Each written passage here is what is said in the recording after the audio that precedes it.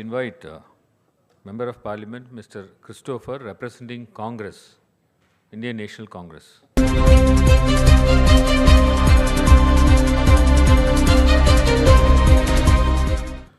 Dear friends, this is a crucial situation in which we will have to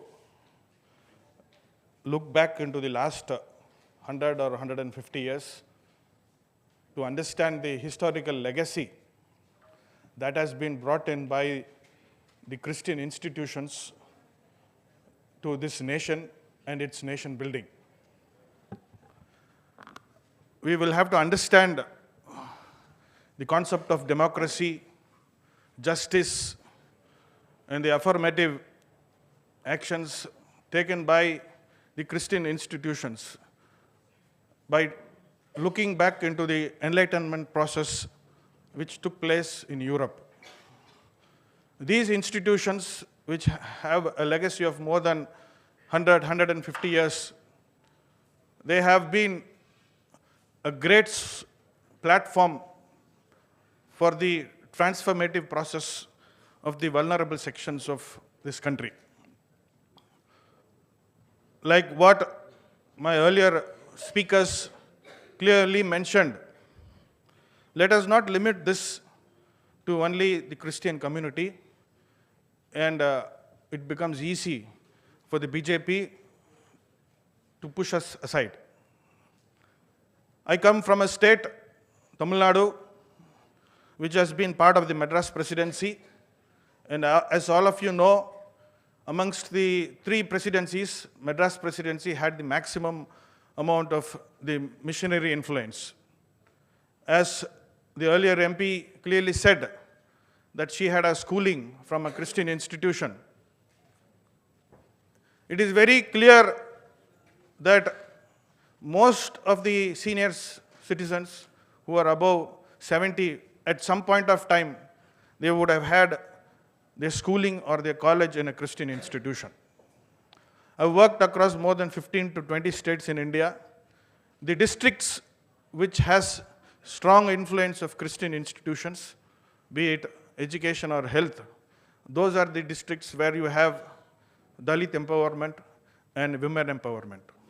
So BJP or RSS, which has strongly believes in the concept of Manu, has brought in this draconian act to once again take us back to the era of Manu. The nation to be controlled by the upper castes and pushing back the weaker sections, the Dalits, the tribals, the women, back to the olden days of Manu.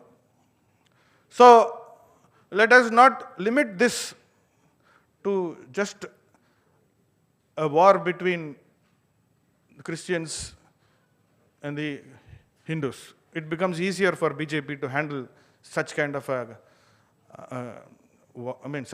game.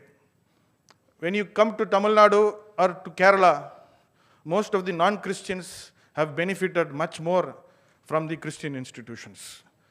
These institutions have inculcated a liberal sense. It has inculcated the concept of democracy, justice amongst every student.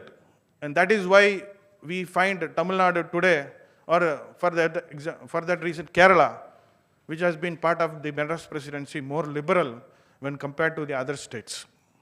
So today, we are here to fight against RSS and BJP, for which we will have to be clear about the historical legacy that we have and the contributions of these institutions, which has long back started their affirmative action against the Brahminical order. Like M.N. Srinivas in his book clearly mentions, which is a foundational book for the sociology, the understanding of sociology in India. On the one side, we have a strong institution of the Brahminical order.